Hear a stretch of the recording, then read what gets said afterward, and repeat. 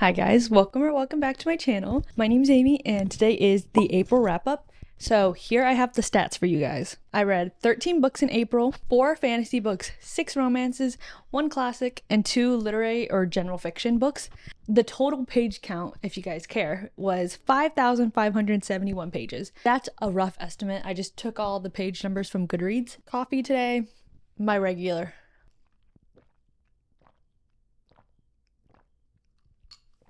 It's May 1st. Finished some good books this month. This one's different.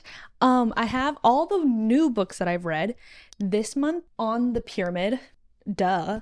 And then I have 3 books that I'm just not giving ratings. You'll see what they are, but I think I'm going to start with the no rating books. I'm going to tell you why I didn't give them a rating. The first book that I have no rating for is Daisy Hates by Jessa Hastings. I was in a slumpy mood in the beginning of the month. I just didn't really find myself wanting to read that much, and maybe it was because I had so much schoolwork that I had to get done, and I'm such a mood reader, so if I'm not in the mood, I'm not in the mood. But I was in the mood to reread Daisy Hates, and the reason I reread Daisy Hates was because my brother's girlfriend, I put her on the Magnolia Parks universe, and so I had to order the Jess's version covers from the UK, and it came here because I was going to buy them for her because I was not going to let her buy the shoe covers. And so I bought her that, and so I was looking at the Daisy Hates book, and I was like, wow, I want to reread Daisy Hates books because I just love Christian and Daisy, and I love that storyline. I don't know, when I first read Daisy Hates, I was just I didn't know it was gonna be such an obsession. And so the more I think about Christian and Daisy, and I'm such a Daisy girl that I just think about them constantly, and I just haven't reread the book. I also made a Christian Daisy playlist on Spotify. It's basically Taylor Swift, Harry Styles, Five Sauce, Luke Hemmings, Gracie Abrams, and Olivia Rodrigo, and there's other songs too, guys, don't get me wrong, but I really love Daisy Hates. When I first read it, I gave it a 4.75, 4.5, and then I changed my rating later on because I knew I was so obsessed, and I was just yeah, I have to give it a 5 stars. It's been a 5 stars for a couple months now, and so when I reread it, it just solidified that 5-star feeling for me. I just love the angst of the Christian and Daisy being kind of friends with benefits, but then they're not, because Christian's so in love with somebody else, and then she is she knows that he's in love with somebody else, so it's just that dynamic. In the second Daisy Hates, The Great Undoing, Julian is such a big character in that book, and people love Julian. And I remember when I first read this one, I didn't get too much of the Julian hype. I really get the Julian hype in this one, and I hope the next Daisy Hates has a lot more brother sister moments between Daisy and Julian, because I feel it was so prominent in this one. That's why I loved him so much more reading it the second time. In the second Daisy Hates, The Great Undoing, it's it's a little bit in the back burner, and I want that sibling dynamic to come back. I know why it wasn't as prominent in the second one, but I really want that to happen. So if anybody sends this to Jessa Hastings, I want more Julian and Daisy moments. Okay, yeah, I do, because it's a reread and it's another 5-star. I'm not adding it to my yearly 5-star because I just don't want to. The next book that I'm not giving a rating is Little Women by Louisa May Alcott. I think my first classic of the year. My first classic since I read Emma by Jane Austen. I read this, and it was because I'm doing it. I did a paper about Little Women, a film adaptation of Little Women, the Greta Gerwig one. And so I watched the 1994 version of that one too. And then I also really wanted to just read the actual source material that these adaptations are based on. Just film major things. So I put to use my reading abilities. It's phenomenal. It's just so easy to read. It's just such an easy classic. There's no weird sentence structure, so you don't really it just flows really fast. And I read this in 2 days or something. It's just so well done. I think it's so fun to read about these characters more in depth, because in movie adaptations there's gonna be things that are changed and stuff like that. It's an adaptation. Just reading it for the first time was so amazing. One thing I think this book does a lot better than film adaptations is giving each girl an even amount of time. And so I know Jo is the main character of this book, and she's Jo March, duh, but I feel Amy March I am such an Amy March girl, and normally I hate people with my same name acting I was here before Amy March, but I love Amy March so much. I think Florence Pugh did such an amazing job. I just love Amy March, and I actually get physically so angry at Amy March slander. I actually get so angry. So don't put any comments about Amy March slander. Reading how Alcott made her is just so good. And like, honestly, I think the like platonicness of Joe and Lori, it's way more highlighted in the book than in like any film adaptations, because in film adaptations they're just like, ooh, will they, won't they, or like, ooh, they're just like such best friends.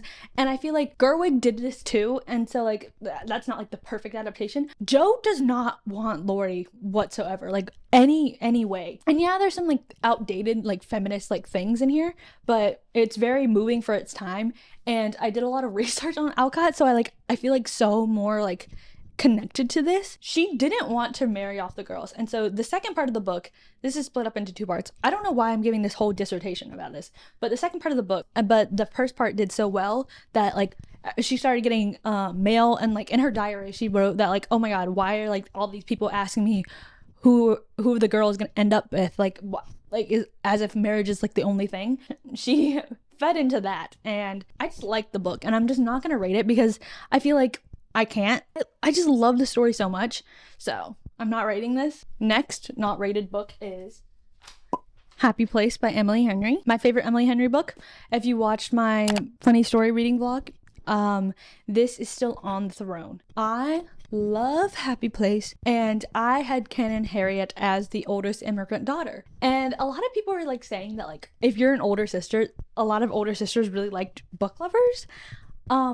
Don't remember what I thought about Book Lovers. I think I will reread Book Lovers and People We Meet on Occasion, because I'm just like, I actually want to definitively say what my favorite Emily Henry books are, but I know Happy Place will not be dethroned. She's not dethroned, and she lives to see another year. Emily Henry, you hear that? I think it's because I just love second chance romance so much. Just the way that like Harriet and Wynn's miscommunication, because they want to like stay in their head, but they also want to do what's best for the other person, and so they keep their feelings locked up, and it's just so well done. And the friendship group was so good.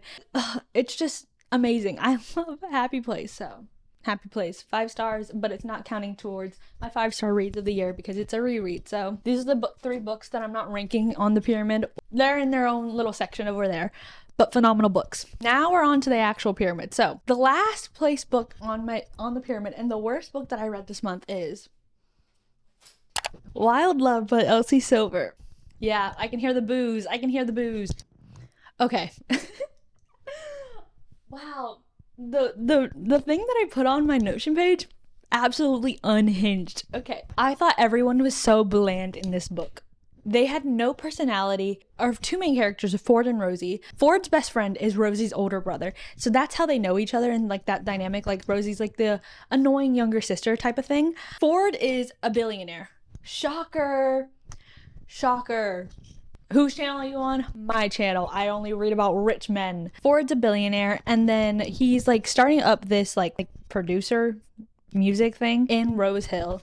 And then Rosie's having a hard time. Well, she's from Rose Hill, but she works in the city, and then something happens. She comes back home, and then Ford offers her a job. That's my favorite bit. There was like email banter between the 2 characters, and that was fun to read about. Overall, there was nothing emotional about their past that made them like connect, and like, I don't know, it just felt so nothing to me.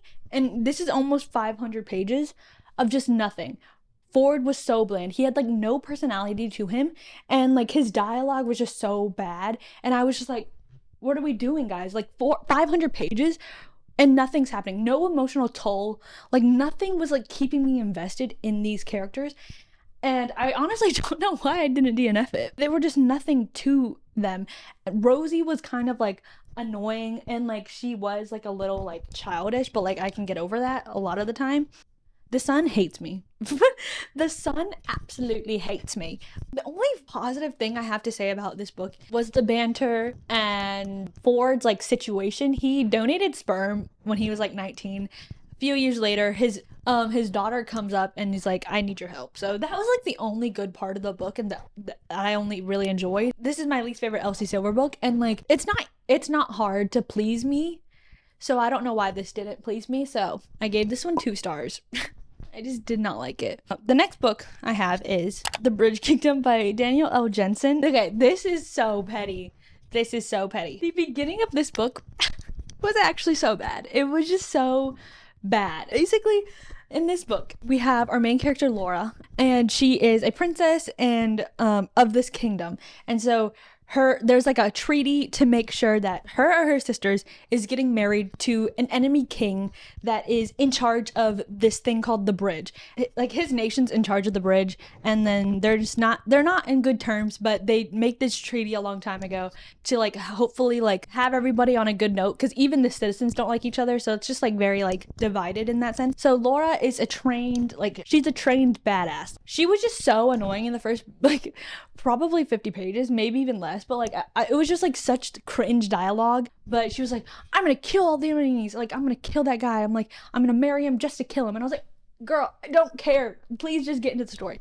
But after you like look past that fact, the story gets a little bit better. And I think Aaron, he's the enemy king. I really enjoyed him. And then like once like everything started like mellowing out, I really enjoyed them two together, and I really thought it was like I could feel the chemistry between them. But like the actual like lore of this, it's centered on the bridge, and I don't know what the bridge does. And I feel like if we focused a little bit more on the bridge, and instead of like this horrible ending, the ending is just so clockwork, and I just expected, like, I didn't expect that to happen, because it's just so cliche that when it did happen, I brought this whole book down to a whole star rating. Before that whole star rating, it was around a 3. And so after the ending, 2 stars. I just did not like that ending. I was like, this is what we're doing. Maybe I finished off the series, maybe I don't. Okay. If you can get past the beginning and the end, then it's an okay book. I just wish the bridge aspect was a little bit more like focused on, because it's just like such a cool concept that I just don't know anything about after reading this book. Okay, the next book is Juniper and Thorn by Ava Reed. Juniper and Thorn, this is like a gothic fantasy type of thing, and we basically follow Marlingen. I don't know, but Marlingen and her 2 sisters. I feel like it's really slow paced, but it's also beautifully written, and I feel like that's how A Study in Drowning by Ava Reed is like. And so I think that's just the way she writes. The writing can come up a little bit pretentious, but you can overlook that. We follow Marlingen and her 2 sisters and their dad, and so they're the only witches slash wizards in this like town, and the town is very like industrialized. I'm thinking like Industrial Revolution, like that's what I'm picturing in my head. I really don't know where it's set in. I kind of blanked out, but I'm thinking London. And their dad is just such a bad guy. Like, he very abusive, bunch of different ways to his children. Marlingen's the younger sister, and so their dad is like so abusive, and so like they have to sneak out to get into the town, and he doesn't like the townspeople. He doesn't like the Industrial Revolution, basically, and he wants it to go back to his old ways. When Marlingen and her sisters go out into the town, she meets somebody, Sevis. I really enjoyed that like little like dynamic between Marlingen and Sevis, and it could definitely be trauma bonding, but I really liked how their story ended out. And this is a retelling of Juniper and Thorn, like a Grimm's fairy tale, I think, something around that. I just really like the atmosphere of this book. It's very grotesque, and a lot of people like on Goodreads didn't really like the grotesque nature of that, but like I thought it was okay. I thought it was fine. Like, I didn't really pay too much attention to it. I really like the atmosphere of gothic fantasies. So I feel like in the back of the book, it mostly focuses on like a plot line of this book, and I don't think it's that big of a focus, but like if you know the story, then it comes down to it. It is important to the end of the book. But other than that, we were just following along Marlingen, and I really enjoyed her as a character. I feel like she did the best that she could in her situation, and you can't really like ask for anything more from her. But yeah, it was an enjoyable read. 3 stars, middle of the line book. Next book on the pyramid is Whatever It Takes by Kristen Becca Ritchie. This is a spin-off to the Addicted Calloway Sister series, and it follows characters that are introduced in the Addicted Calloway Sister series. Garrison and Willow. Can't say much because of how they're introduced. It's just so nice to be back in this universe. Seeing the core 6, which is Lo, Lily, Connor, Rose, Daisy, and Reich, through different lenses, it's just so fun. This is a past-present thing. When we first get a glimpse of Willow and Garrison, and then modern day when Willow's in college and stuff like that. So very short, easy read, 300 pages, flew past it. There's not much of a plot because it's just like following these characters in different times. Like, you really enjoyed to like these characters because they were introduced in the Addicted Calloway Sister series, but like they're not really like focused on because they're not the core 6. And so just like learning about their past and like what actually makes them them and how they are. I think the past timeline of this book, I think I enjoyed a little bit more than the present timeline. Just because I feel like in the present timeline, we're not seeing much of them like emotionally that much. And I'm reading the second book right now, so 3 stars, whatever read. The next book on the pyramid is Blue Sisters by Coco Mellers. She wrote Frankenstein and Cleopatra and Frankenstein. I saw this on NetGalley and I was like, yeah, I'll apply for the ARC. This is absolutely insane because I read this before I read Little Women. And this is basically another reimagining about Little Women, same as like Hello Beautiful by Anna Napolitano. And I just guess I love reimaginings of Little Women because I've read a handful by now. We followed 3 sisters. This is a Little Women reimagining, so if you don't really know the story of Little Women, skip like 10 seconds. One of them always dies. So the dead one is Nikki. Okay, you're good now. No more spoilers for Little Women. Okay, our oldest sister is Avery, and she had a rough college years and then she made it back, and so now she's a big time lawyer living in London. Next we have Bonnie, and she is a women's boxer. Our youngest sister is Lucky, and she was handpicked when she was like 15, and she's a model. And so it follows them and their dynamic after the death of one of their sisters, and like you can see how directly it affects them, and it's just like a very character study book about these sisters and like rediscovering their like connection to each other after a rough like time. And I really enjoyed it. I'm giving it 4 stars. In the beginning, you get so irked with 2 of the sisters. I'm just like, guys, especially one, I still don't really like this sister, but I'm just like, what can I do? But I loved Bonnie, so she's not one of them. I really enjoyed like reading about them. I just like reading about characters.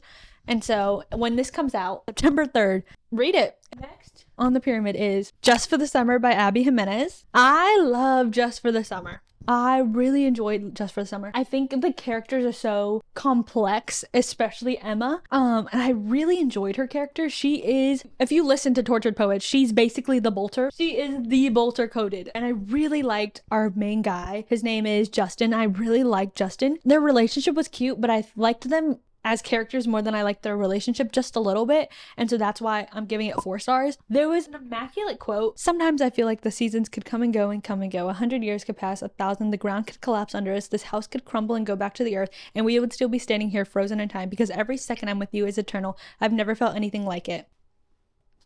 I think I raved about this quote on my Instagram to my roommate, in my head, so many times. Like, it's beautiful. It's a beautiful quote. Basically, Justin posts on Reddit. He did like an "Am I the asshole" quote, and he like trauma dumped his situation that he has this curse, and so every time he gets with somebody, they ultimately break up, and then after that breakup, they meet the love of their life.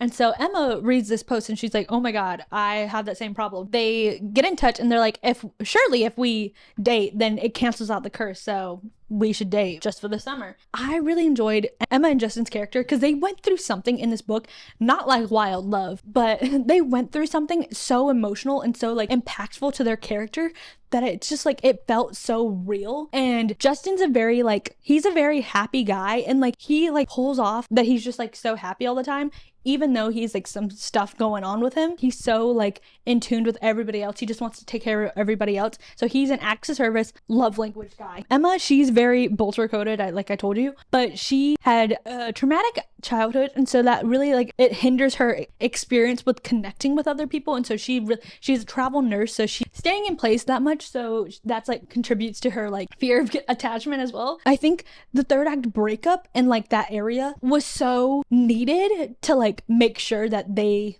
become the best versions of themselves so they can be together in the end. Love Abby Jimenez's writing. Love this book. I think the banter was super funny. I loved like the cute little moments. What makes it not higher on the board is because there was this one subplot that I feel like was a little focused on too much. I could have done with a little less of it and would have hit the exact same, and I feel like it was just a little dragged on for me. So yeah, 4 stars. Really enjoyed this book. Abby Jimenez, you're back in my good graces after Happy Ever After playlist. Next is Funny story about Emily Henry.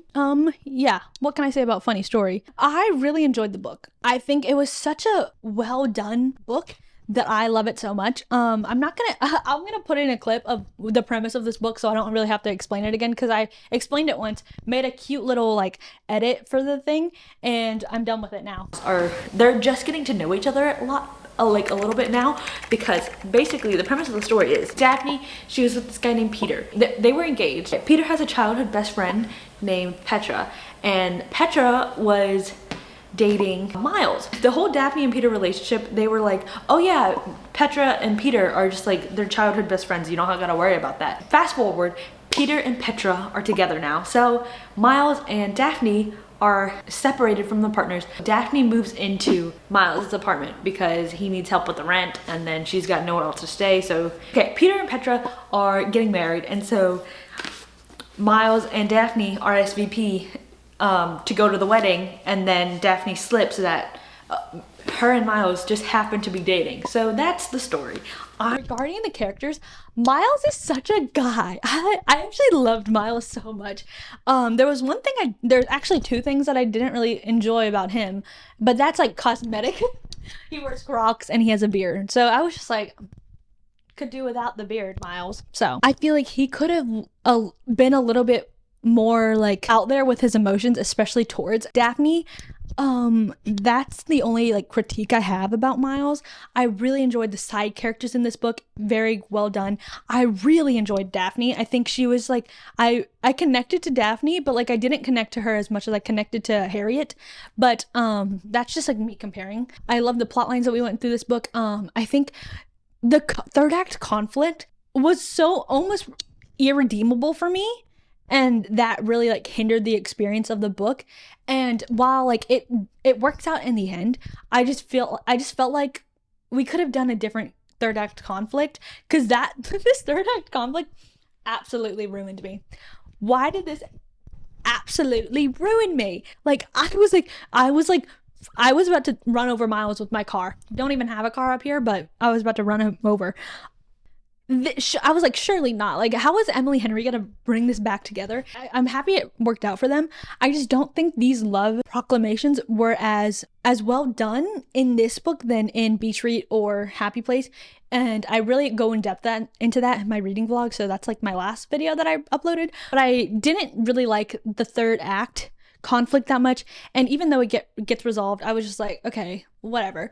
But yeah, other than that, I really liked the dynamic between Daphne and Miles, and how they were like basically strangers in this like horrible situation, living in this apartment, but they really like grow to become friends, and their friendship was just so nice to read about for the majority of the time.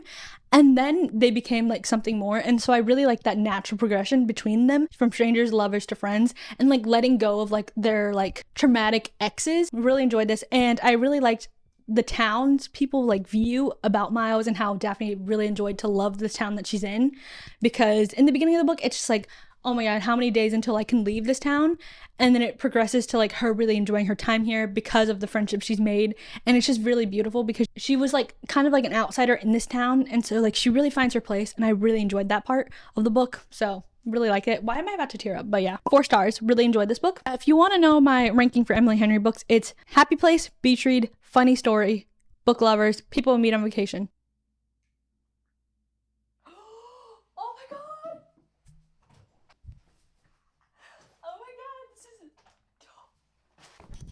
This is so insane. Let me get my scissors. Oh my god, I'm so excited. Okay, that was a brief intermission.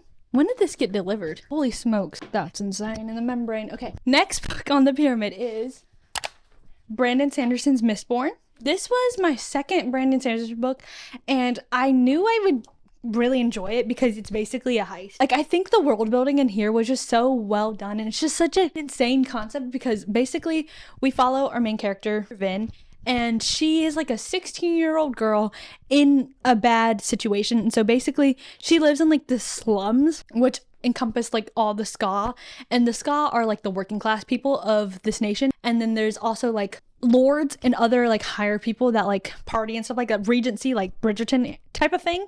And so it's like that type of aspect, and then like working class people. Okay, so Vin, she's a Mistborn, and so there's Mistings and Mistborn. So Mistings can only like use their allomancy on one specific metal, but Vin and other Mistborn can do every single metal. And so the metal like allomancy like area of this book was super interesting to read about, and I really enjoyed that. There was also like this found family vibe in this book that's really well done, and I'm really excited to keep reading on with the rest of the series. I read this in my mood reading blog, and I didn't expect to care about the characters so much, but you really do like grow to care about them. Yeah, really enjoyed this book. 4.25 stars. Next on the pyramid is Jade W by Fonda Lee. I finished this book yesterday, the 30th. 600 pages. Let me show you the progression of me reading this book. I started this book the 27th, and I read 21 pages that night. And then on the 28th, I read to page 103, so 17%. On April 29th, I read to 319, which is 54% of the book. And then the 30th, I hunkered down. I read the last 45% of this book in one day, which is around like probably like almost 300 pages, probably like 270. I was reading them on Kindle Unlimited.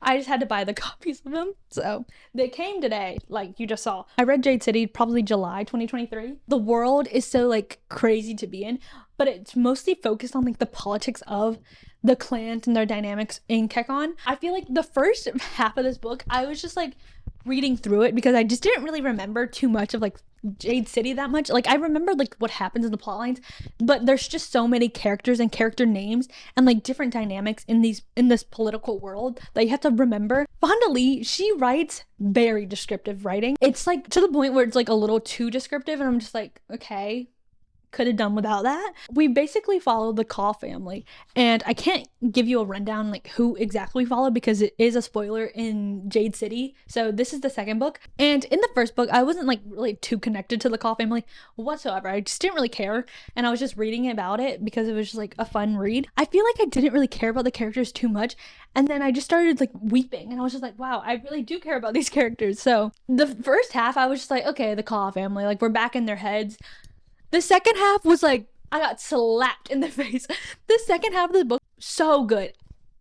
It was amazing. I'm giving this a 4.25 because even though like, I just feel like the first like 250 pages of this book, it felt, I was a little bored and it was a little snooze fest to me. The second half just pulled it all together so crazily. Like so many tears were streaming down my face. Like I was having a hard time. Something happened between these two specific characters that I grew to love so much, and I hope it happens in the third book. I hope they get screen time again. I loved their storyline, and I feel like there's one storyline in this book that it's basically a Jade thief, and he's like the most boring character ever in my life. I hate reading about him. Like I absolutely despise his point of view every time we're in it. So basically in this universe, Jade is very highly regarded. It's like basically like the gem of the gods. There are green bones, and so they're able to take this jade and like gain powers from the jade. And so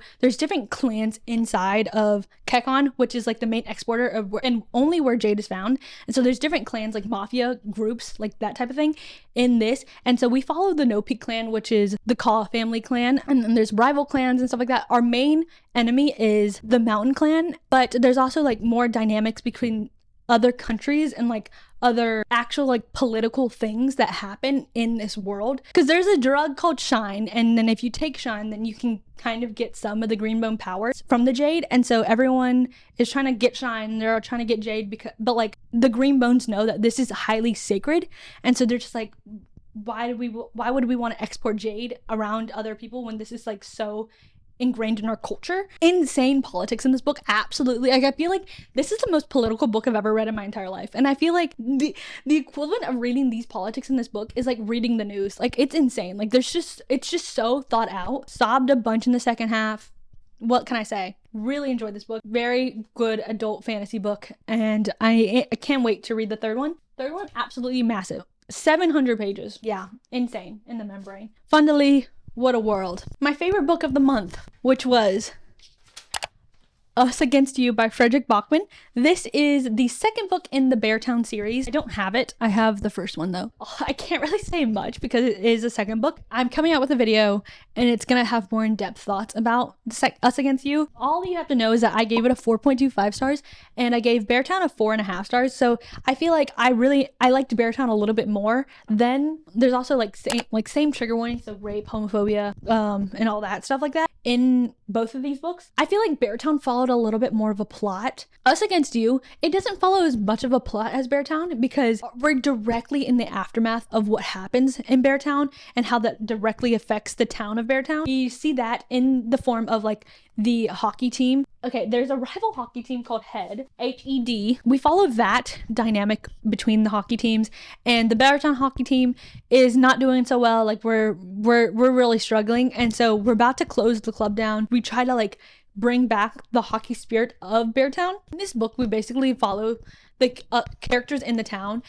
I was like psychologically going insane. Like Frederick Bachman made me absolutely go insane, and I love the way he writes, and he writes like the way he constructs his sentences are just so beautiful, and like it's just so good, and the way he like makes these characters seem so real, and like each character is so different, but he's the one writing them, so it's like very like jarring to like be in different POVs like so quickly. But like he plants a seed in your mind like in the first like chapter of the book, and it's just like, okay, you're like thinking about that all the time, and he leaves off on like character POVs on like cliffhangers that I really like I could not handle. I was like sobbing most of the time after something like remotely happens, and then that thing I'm thinking happens doesn't happen, and I'm just like, oh my god, like I have to like take a break. I'm just like, Frederick Bachman, what did you just do to me? All you have to really know is that hockey is such a big thing in this town, and it like brings people together, it divides people. And so like reading about the hockey team kind of like finding their foot again after what happens in Beartown, so well done, and you just feel so much for so many characters.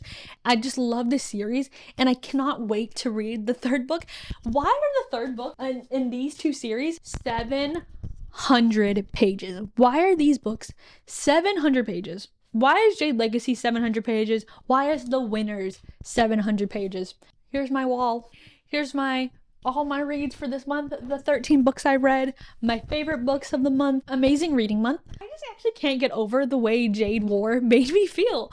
I was absolutely like mind blown. Like it's just such an amazing book, and I feel like everyone told me it was an amazing book, but why was I just like, nah, I'm just gonna wait months in between Jade City and Jade War? Like I'm actually terrified. Like I'm actually scared to read this book. Hope you guys enjoyed watching my reviews of all the books I've read this month. Great reading month. 13 books in final season. Absolutely bonkers. I cannot wait to read for the next month, and I hope you guys tune in because I have some fun reading vlogs and videos planned out because it is the summertime, so I have more time to like film, edit, and just like put out more content for you guys. So come along with me. I love reading your comments. Out of any of the books that I read this month, tell me which ones you've read, which one you would like to read, stuff that's on your TBR. So like, comment, subscribe. I love you guys. I'll see you guys in my next video. Bye.